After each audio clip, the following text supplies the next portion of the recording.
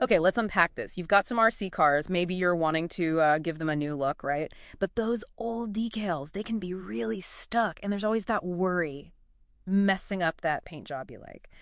So this deep dive, it's all about paint-safe decal removal for hobby-grade RC cars, using the notes and sources you shared. Yeah, think of it as a shortcut, maybe.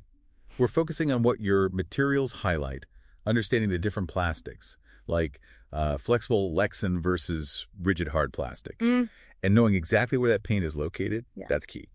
Then we look at the tools and techniques, heat, maybe some chemicals, carefully. Right. Our mission is basically to pull out the most important bits from your sources, help you get decals off cleanly, no damage to the finish or the plastic itself. And here's where it gets really interesting, like the number one thing your sources kept emphasizing. It's crystal clear in the material, where the paint is physically located. Yeah. That one detail changes, well, basically everything. The risk, the best method, all of it. And what they point out is that on those flexible Lexan bodies, the kind most buggies and trucks use, the paint's almost always sprayed on the inside, right? Decals on the outside. Exactly.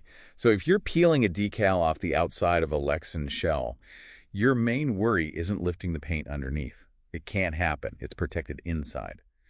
The risk there is more about maybe damaging the plastic itself. Too much heat or the wrong solvent could haze it or weaken it. Okay. But then the sources switch gears for painted hard plastic parts, like maybe scale bodies, bumpers, chassis bits. If those parts are painted, the paint's usually on the outside, sitting right under that decal you want to remove. Which, as your sources really stress, that completely flips the script. Now, removing the decal is a direct threat to that paint layer. You got to be much, much more careful, especially when you start thinking about chemicals. That inside paint versus outside paint thing, it's fundamental. That makes total sense. Okay, so given that critical difference, how did the sources say we should, actually start getting these things off? Well, the material strongly leans towards using controlled heat first. It's generally the least aggressive approach. Like just a regular hairdryer, nothing fancy? Precisely. A standard hairdryer is usually the go-to tool mentioned. It gives you gentle, controllable heat. Enough to soften the decal's adhesive, but usually not hot enough to easily warp Lexan or bubble up typical exterior paint. Keep it moving. Don't just blast one spot. Got it. Warm it up, keep the dryer moving, then gently try to lift an edge. The sources suggest using like a plastic tool or even a fingernail. Yeah, fingernail or plastic scraper, something soft. Then peel slowly, maybe at a low angle. If it resists, don't force it. Stop, add a bit more heat. Patience is definitely key here, based on everything we read. Right, patience. And stick to plastic tools, obviously, to avoid scratching.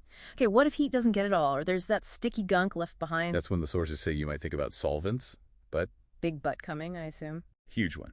The test first rule is, like gospel according to this material, you absolutely have to test any solvent somewhere hidden. Underside of the chassis, inside a wheel well. Somewhere it won't show if things go wrong. See how it reacts with your specific plastic and paint first. Makes sense. So, assuming you've tested, what are the safer options the sources mention for residue? For residue, especially after using heat, the milder stuff usually gets recommended first. Things like isopropyl alcohol IPA often comes up. WD-40 is mentioned quite a bit too, or specific automotive goo gone. These are generally safer starting points. Some even mention oils, like olive oil, but they're slow. And what about the big no-nos? The chemicals your sources warn are just too risky most of the time. Yeah, the consensus seems to be steer clear of anything with acetone. That's in a lot of nail polish removers. Yeah. Big risk. And definitely avoid lacquer thinner. Your sources highlight these as super aggressive, very likely to damage or even melt Lexan and mess up most exterior paints. Acrylic thinners, too, can be risky near paint. Okay, so mild options. Always test first. Ideally try heat before anything else. And definitely avoid the harsh stuff like acetone and lacquer thinner. Exactly. And always keep thinking. Where's the paint? Inside or outside? That guides your whole approach, really. So wrapping this up, successfully removing RC decals, based on this deep dive into your sources, it really comes down to a few core ideas. Patience seems absolutely critical. Don't rush it. And always, always test any chemical first in a hidden spot. Start with the least aggressive method, usually that controlled heat from a hairdryer. Yeah. Especially good for Lexan. And remember that crucial difference. Paint inside Lexan means protect the plastic. Paint outside on hard bodies means protect the paint itself. Right, and for leftover sticky stuff, mild tested solvents like IPA, WD-40, automotive Goo Gone are your safer bets, while the heavy hitters like acetone or lacquer thinner, generally flagged as high risk, best left on the shelf for this job. Understanding your materials, testing carefully. That seems to be the path to a clean, damage-free result, just like the sources suggest. Yeah, this deep dive really gives you that systematic process straight from the material provided. Which does make you think, doesn't it? How often do we jump into a task, maybe grab the strongest chemical we have, without stopping to consider a simple physical detail like where the paint actually is, and end up making the job way harder or riskier than it needed to be?